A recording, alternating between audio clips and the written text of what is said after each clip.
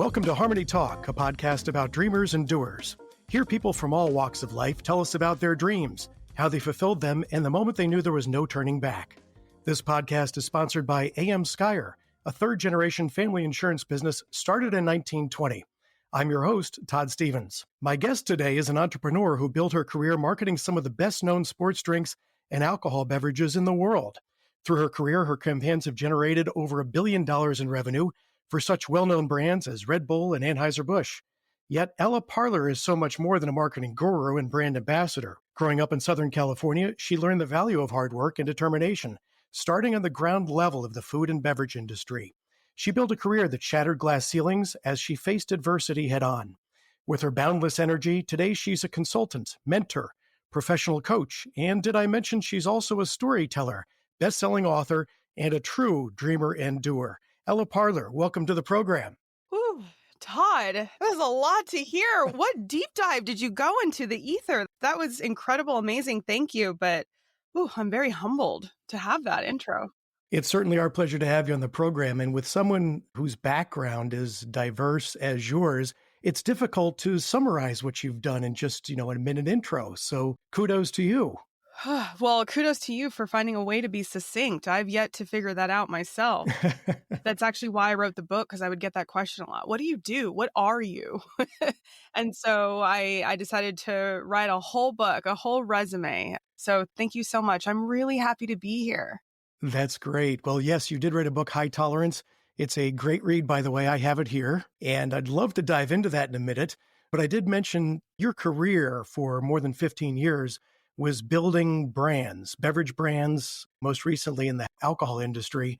And what's interesting to me is that your career didn't start on Madison Avenue. You have a longer backstory than that on the ground level. Can you tell us a bit about how it all started for you? I'm very, very grateful for that, because I think that you want to be on the ground, right? Keep both feet on the ground. But really, when they talk about pounding pavement, when you start any sales job, just knowing where your consumer is at when they purchase, and not just the consumers that we advertise to on TV commercials and billboards, but our retailers, the local independent liquor store owners and the regional grocery chains that I've been able to work with across the country. Being in those stores, I think, has given me such a competitive advantage compared to the Madison Avenue people who spent most of their time in classrooms and in beautiful high rises. And I don't turn up my nose to that. I think that there's a lot of great data science out there, but being able to take a story and give a real world application of what impacts people every day, that's what excites me. And it's hard. As you become an executive, you want to stay with the people and on the ground and at the ground level and the retail level. But unfortunately, it's not always best for a business that it's not always serving everyone. And so I try really hard to prioritize staying in the retail arena, being at the stores, going to the liquor stores, going to the dive bars, whatever it might be. It's really important to me that I don't lose touch of what that end user, as we say, looks like. And so thank you for honoring that, because that is really important to me that, I built it from the ground up, entry level, part-time. And you actually have, in your earliest parts of your career, you were actually a server, right? And a brand ambassador. You were with the customer. Yes. I'm really grateful for my time serving. I think everybody, if you have a teenager in your life, get them working in a restaurant. I believe that whatever we do as human beings, whether it's through work or being a stay-at-home mother or volunteering or building a business, building a new product, it always has to have the heart of service behind it and selflessness. If what you're doing and creating is not serving the greater good, the people, then I just think that it's pretty futile and fruitless. And so the fact that my career began serving at a restaurant, it is very important to me, because I think that having service, taking care of someone, feeding someone is a really unique opportunity to see how people operate.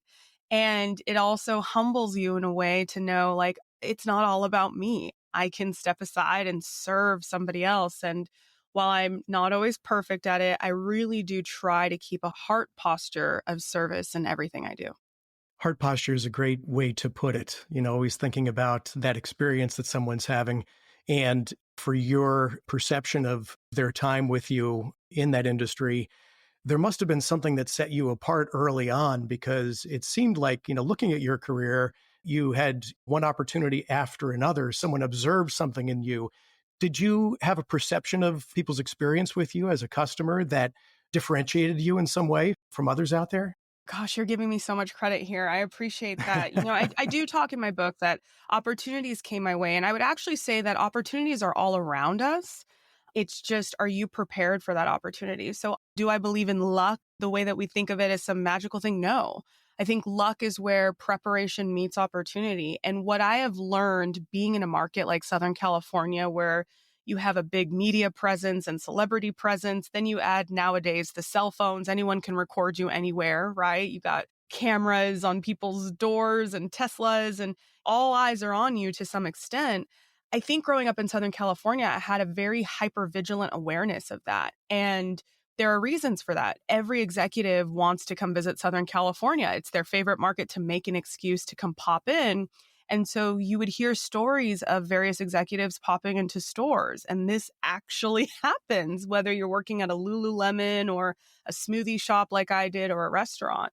And so I really try to treat everyone, because I've learned that this actually happens in business with nepotism.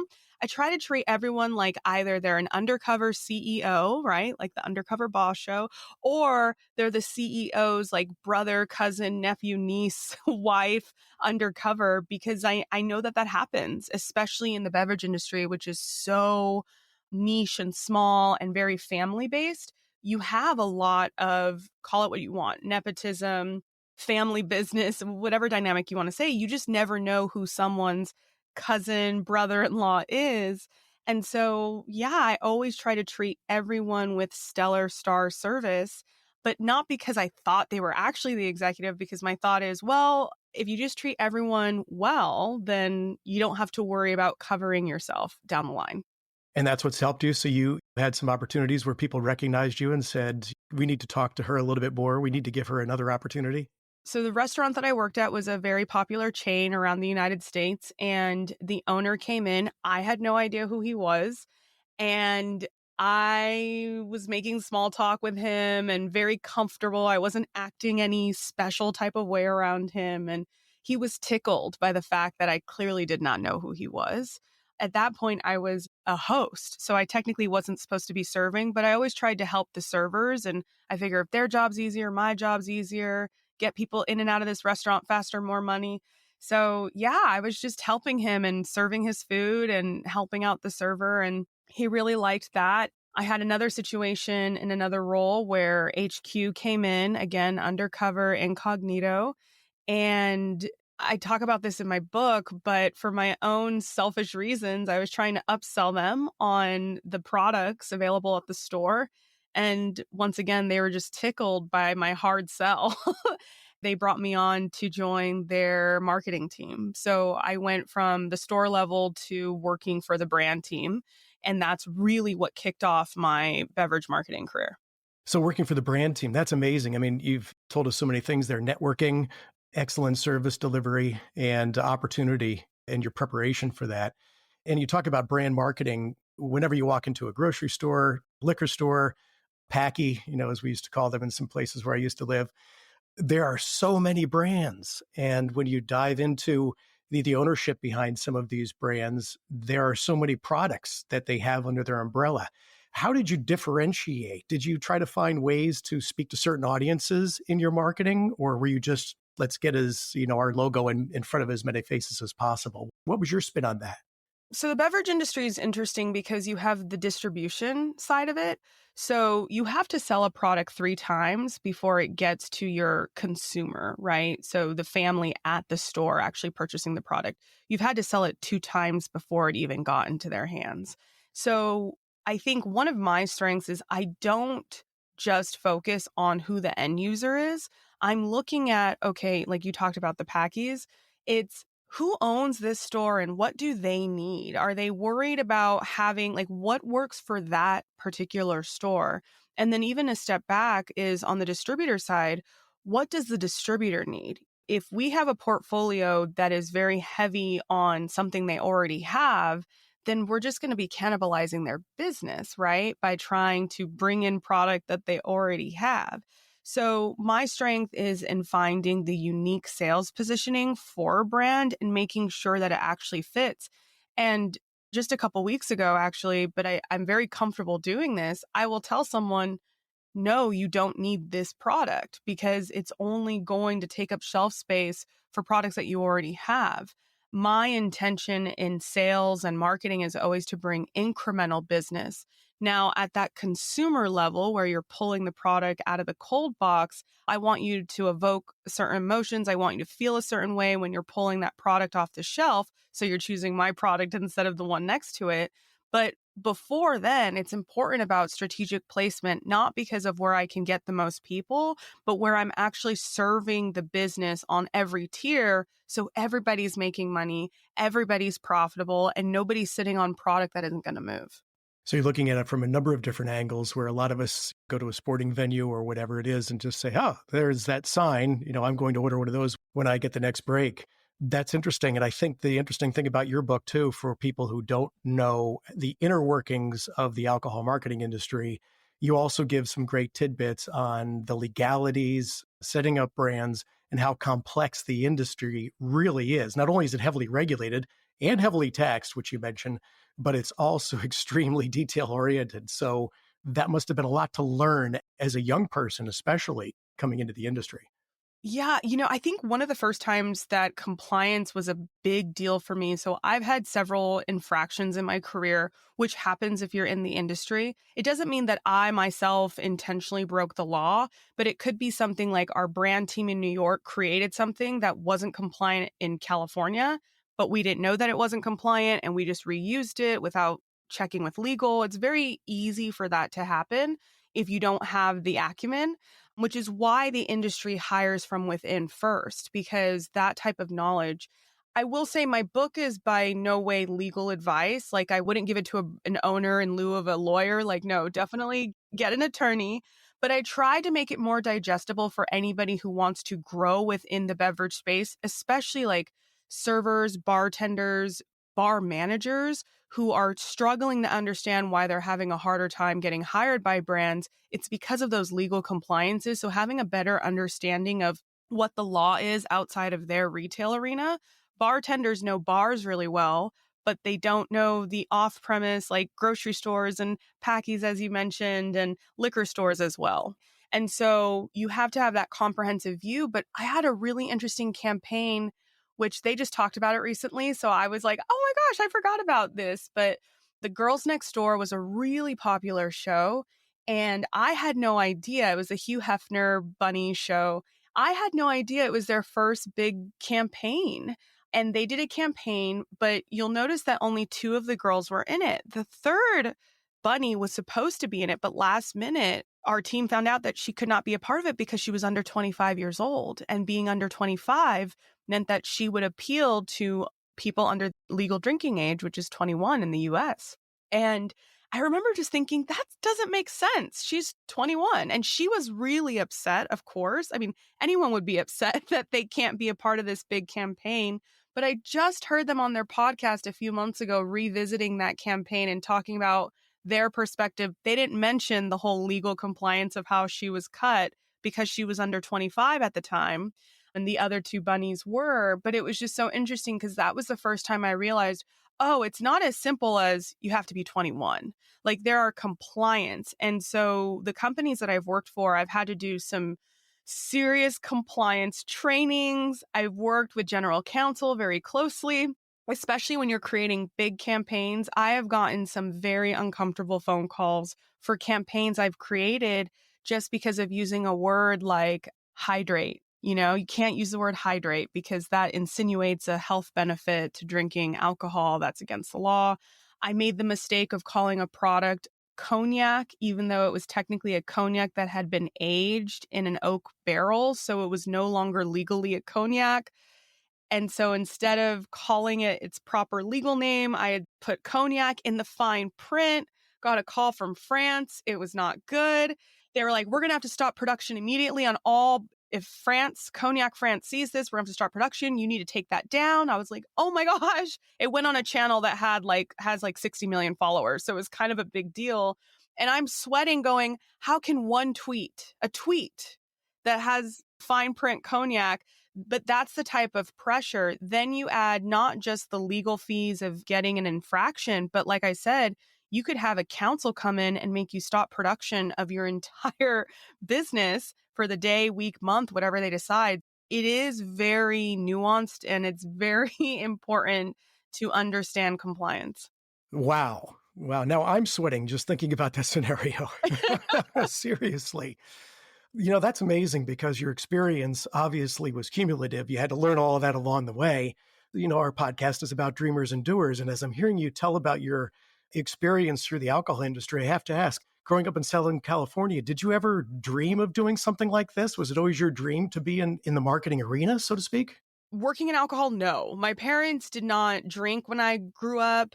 I come from a very conservative background, and it wasn't until I turned 21 that family parties ever had any type of alcohol. To this day, my grandmother is just anti-alcohol altogether. Very conservative Catholic family. So no, that wasn't even on my radar at all. But I will say that I would always bug my mom because I would watch commercials and I would critique them, not like I would say, oh, they should have done this instead, or they should have said this line. Like I was always trying to change commercials to be more effective and impactful. And then in high school, it's a little hard to explain. We had this, we'll say, play, and someone nominated me to be the promoter of the play.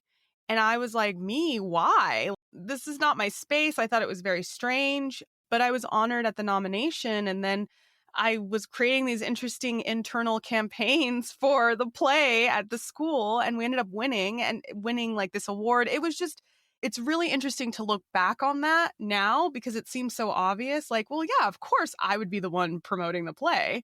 But at that time in my life, I was on the road to be a doctor. I was focused on math and science and pre-med, and I didn't even know what the word marketing was until after I got my first marketing job.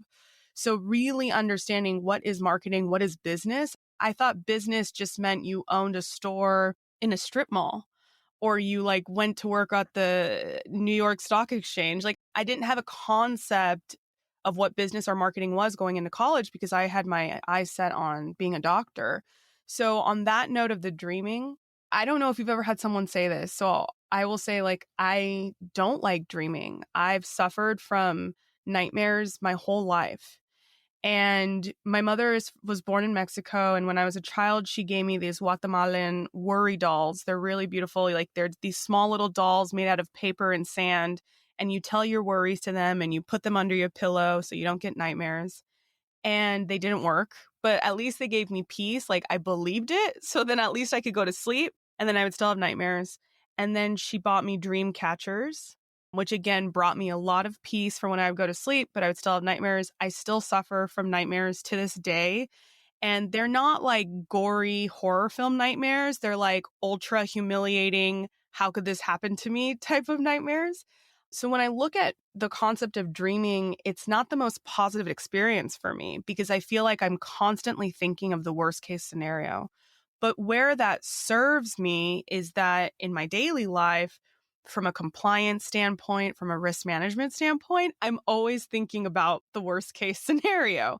So I reverse engineer it okay, if this goes really bad, guys, that was always me, right? In high school when people are experimenting with things, I'm like, okay, but if this goes really bad, we got to be able to work it back and always consider what the worst case scenario is. And I think that's where I have been able to make successful campaigns, successful businesses, successful brands is in a weird way. I try to focus more on the doing than the dreaming side. I would say my dreaming is more filled with risk and fear and then trying to make calculated risks as a consequence. That's actually fascinating and I can relate. So I have so many questions about that. You talk about, dreams kind of taking you to a dark place sometimes as a child, but you have so much positivity. So, I know when people seem to have those dark dreams, it really kind of weighs on their daily life, but you seem to have a real genuine, authentic positivity to you in all that you do, that I've seen anyway. How do you continue that positive self-thought and self-talk without letting those darker thoughts and feelings creep in? Drugs. Prescription drugs, Todd. Um, I'm half kidding. So here's a tip for anyone who's going through something really, really, really difficult. And I learned this is if you're going through something really painful, change the furniture in your bedroom. Because when you're going through something really painful and you wake up thinking, oh, it was just a nightmare, and then you realize it wasn't a nightmare, that dread is pretty terrible. Because you're like, oh, it's not a dream. Like that actually happened. And so by rearranging your furniture, it's kind of that immediate reminder, oh, no, no, no. We rearranged my furniture because this traumatic loss or whatever it is has happened. So when I go through anything like ultra traumatic that feels like a nightmare, I rearrange my furniture because for me, I have so many nightmares that I'm like, that must have been a nightmare, right? On the flip side, however, waking up from really painful nightmares, one thing I've learned to do in my personal life is if someone in my dream wronged me, so I deal with a lot of deception, betrayal, humiliation in my dreams. Like I said, they're not horror gory. It's someone telling a really big lie about me. It's someone trying to out me or blame me for something really big that I didn't do, like a war or something. It's your fault, right? Like I had a dream where one of my best friends pants me in the middle of a business seminar. The funny thing is, I feel like if that happened in real life, I wouldn't even care. Like, I really feel like if that happened, I'd be like, what the heck's your problem? Like, I feel like I would have just laughed it off in real life. But in my dream, it's just utter humiliation. And so for me, waking up, I'm just grateful. Like, okay, if I don't get pants today, it's going to be a good day, guys. Like, this is where the bar has been set. If my fiance doesn't like cheat on me with 3 Playboy bunnies, woo! I'm winning. I'm winning at life. Like, I wake up with such gratitude that it was just a dream. Wow. So that's where the positivity comes from, knowing that it's just a dream. Yeah, a little bit. Yeah. And a great advice to rearrange the furniture. And again, to kind of stay on this for a moment too, working in the alcohol industry, I mean, with the American culture, we have such a kind of a love-hate relationship with alcohol, right? We use it to celebrate. We use it as a sign of victory. On the other side, there is a real dark side to alcohol in the United States, alcoholism, crime, those sorts of things. Did you ever have a difficult time reconciling that while working in the industry? I actually talk about this in my book. There's a chapter called The Darker Side of Alcohol. I talk about my firsthand experience with being in love with an alcoholic and kind of navigating that for the first time because it was very uncharted waters for myself, for me. And I'm going to work and I'm celebrating, woohoo, this campaign's really successful. And I built this new gin brand and we just did this really cool billboard. And then I'm coming home and facing like a boyfriend who's passed out because he drank all night and he's still passed out at 1 p.m., the next day. And that duality was very strange for me, like going to work and celebrating wins and then coming home and facing this. And I started contemplating that a bit. I think for me, I'm such a believer in freedom of choice. I believe in free will. I believe that the difference between poison and medicine is dosage. So I believe in moderation. I believe that we have to decide for ourselves what does and doesn't work for us. And that could be anything from religion, prayer, confession, whatever it might be, water, food intake, caloric intake, exercise, alcohol, as long as it's not illegal, I would say like we want to stay within the parameters of the law. But outside of that, I do believe in freedom of choice. I think what's really unfortunate for us in the industry is that because, and I think there's a bit of a change, and that's what I'm really grateful for my book, is that it is opening up the conversation, is that, for example, like we as Americans go to a bar, hypothetically, we go to a bar to drink and vent to a bartender, right? But a bartender can't really do that because when they go to a bar, that's their place of work. That's not their place of reprieve. That's not their place of relief. That's like, okay, like that's not their outlet. And so a lot of us in the industry don't always get the space to talk about what health, balance, safety means for us, because we're kind of told to, in one way or another, to shy away from these things. There was a company, I was very, very proud of them. It was not a successful campaign. And we're not ready as Americans to face this duality that we're talking about here. But my numbers are different. There's an organization called RAIN, and they are a sexual violence group, support group, right? And I worked for a vodka company that did a cross promotion with them where we wanted to really focus on the importance of consent.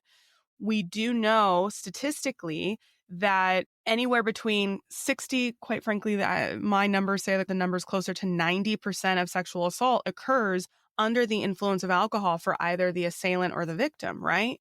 And alcohol companies, we don't want to talk about rape. That's like super uncomfortable. That's a real buzzkill, right? But we know that 3 in 4 women are assaulted in their lifetime. We're trying to compartmentalize it, but there's a lot of integration here. And this vodka company, like, I applaud that they did this camp. I loved it. I was so proud to be a part of it. I literally cried when this partnership was announced. I was so happy. Proceeds for the vodka that sold during that month that we were working with Rain went to Rain to prevent, to, have sexual assault education, all of that. But it was not a successful campaign. Bars didn't want rape posters in their bar because, again, it's a buzzkill. So I don't think that it's just an alcohol industry issue. I think we as individuals have this dissonance where we want to compartmentalize our lives so much and we want to pretend that the painful things that have happened to us, health issues, loss, suicidal ideation, depression, anxiety, all these things that we have got going on, we fake it and have a polished image on our social medias. We're always trying so hard to compartmentalize and pretend.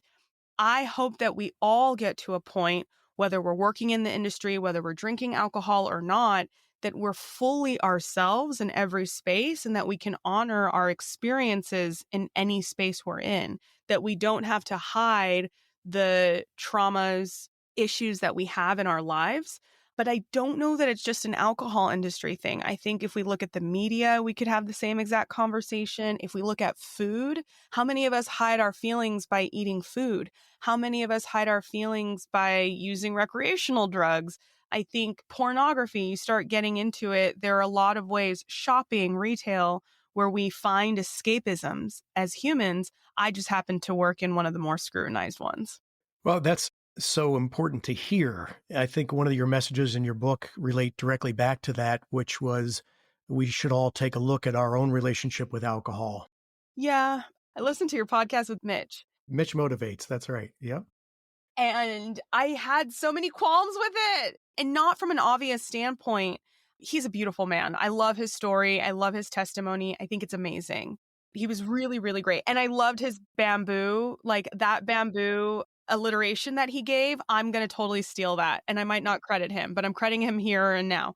Very compelling speaker, really amazing. But his story, it was so linear in the sense of like, I'm very much like, okay, but what about the rest of us that don't fall within that space, right? We don't fall into the, I stole, I was doing drugs, and we're not sober. That's why I wrote my book, because I feel like in the conversation, when we talk about alcoholism addiction, it really does become pointing the finger, and it's like this group of individuals who got 100% sober, which is great and amazing, and I'm happy, and I'm all about freedom of choice. So I love people choosing the life that's best for them and best for society. But then it's like you're either an addict or you're sober, and that dichotomy, unfortunately, leaves a lot of people in the middle who they don't want to call themselves an addict and they don't want to be sober. And so they're kind of lost in the middle, and there's not a lot of dialogue happening for that big, big middle. And I think that that's why I wrote my book. I wanted to write a book that talks about alcohol consumption, not from a space of sobriety. I am not sober, not from a space of you're an addict, you need to get sober, but hey, can we all just I'm not here to judge. I've helped a lot of alcohol companies make a lot of money and sell a lot of booze. So I cannot point my finger at anybody and say, hey, you have a problem. But I am willing to raise my hand and ask, hey, do we have a problem? And is there another way we can talk about it without it turning into the dichotomy of you're an addict, you need to get sober? Valuable discussion, for sure. We do understand there are people in this world affected by, this disease, alcoholism, who can't drink. And, folks who need to find help. There are places, and we did discuss that with Mitch, and that's absolutely on the money. Some people can't drink. Some people shouldn't drink also. And then, like you said, there's the rest of us. And it's a very worthwhile conversation to have. And I'm glad you're bringing it up in your book. Can I go into a speed mode with you and ask you some questions that might help other people who are building a career? Oh my gosh, let's go. I told you I'm not good at being succinct. Let's do Okay, it. no problem. Let's do it. How do you manage stress? Prayer. Awesome. What would you tell your younger self about building a career? Be kind, work hard. What advice would you give another younger person who's just coming up right now, in addition to be kind and work hard? Stop expecting it to be easy. If it was easy, everyone would be doing it. I love that. And do you have any regrets over the last 15 years in alcohol marketing? I don't believe in regrets, but there is one thing that I question. I don't believe in regrets. I believe that we are where we need to be, and I really work hard to make the best decision for what I know at the time. I really, again, worst case scenario, right? So I'm always trying to make calculated risks. One calculated risk I made in my career was I relocated to Alabama. And that's a long story. And a lot of people were disappointed that I didn't put that in my book. It's because I'm not ready to talk about it yet. I'm not the same person after leaving that state. I grew up in Southern California in a very diverse, multicultural, arena.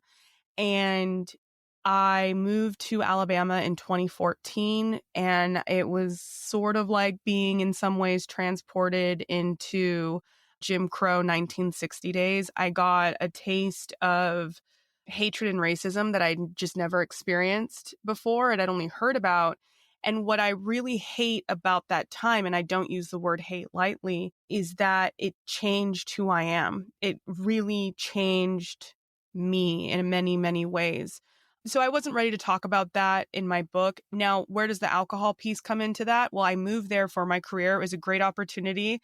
I got a big promotion, but I was working with the good old boys in Alabama, and I'm managing a team who are twice my age. I wish someone had protected me a little bit more in that situation from a work perspective. I wish I had more advocacy from my HR, but I also wish that I had raised my hand and flagged things more.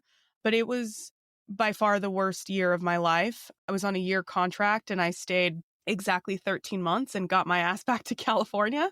It was really, really hard. And I don't know if it made me a better person, to be honest.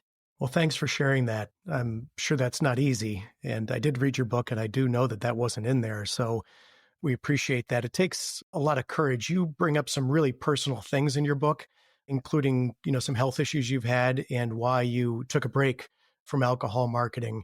That experience seems grueling. How are you doing now? Oh my gosh. I cannot believe how amazing and perfect my life is. I'm waiting for the other shoe to drop. My life is just about perfect right now. And I'm afraid to say that because we know that nothing gold can stay. But I am madly in love with a man that I met last year. He asked me to marry him. I'm in the process of moving in with him right now. And I can't wait to marry him and spend the rest of my life with him. He's such a good person. My career, my business is going really well. My book was a bestseller. Things are going really well from a health perspective. It's been almost 2 years since my surgeries, my most recent surgeries. And that first year of recovery was rough. I don't know what it's like to be a recovering alcoholic, but the recovery I went through, I think, parallels a similar journey where you're alone, you go through tremendous pain, physical pain. And then this last year, I'm just trying to get my body back. Like, I put on so much weight between being sedentary. And so just trying to give myself grace. So if I could change one thing, but I have been losing the weight slowly but surely in a healthy way, just trying to give myself grace. I'm excited to do a 5K in a couple weeks and just getting back to super, super healthy. I'm on the up and up. In January, I had, for the first time in my life, 100% perfect blood exam. I've never had that in my life. So my treatments have been working.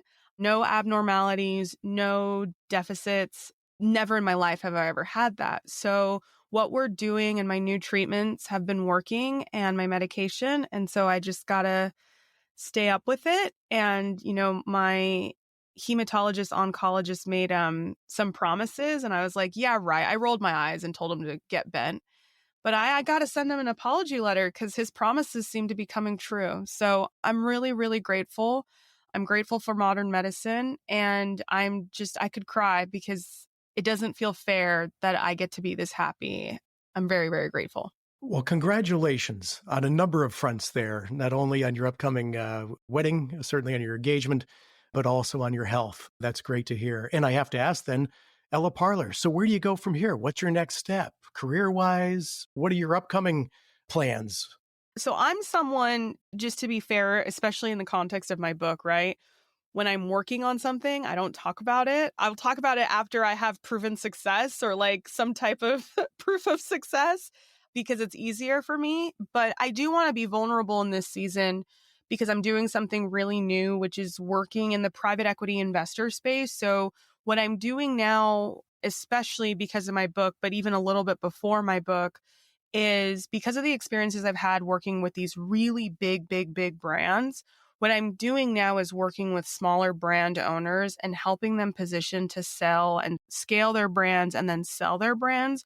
And then working with various angel investors, private equity firms, a little bit of venture capital to properly vet the right investment for their portfolio. And so kind of acting as a liaison in exchange for either salary, operational costs, or equity. But it's a different ball game. It's a different kind of sell. So I talked about how in alcohol we sell, on multiple tiers. This is like selling a fourth tier, which is to the investors. So that has been an interesting space. It's just different working for brand owners instead of really, really big conglomerates. But I love it. And as Miss Risk Management worst case scenario, I think I work with a lot of visionaries and dreamers. So I get to be the rain on their parade that goes, yeah, pull that back. We're not doing that. That's a little too crazy. It's a little too crazy. You don't have the money for that. I could tell you don't have the money for that. Let's scale it back. Cut that campaign about Santa Claus. That is not compliant. You're going to get a call from the TTB and you're going to have a big old $100,000 fine. I get to be the bad guy, but in a good way. And so I'm really, really loving it. Like, it's nice. It's a different kind of pressure. I don't answer to a bunch of different people and different, I just get to work with hardworking individuals, but it's a different pressure because it's their livelihood and their dream, right? I've never worked with people's dreams before.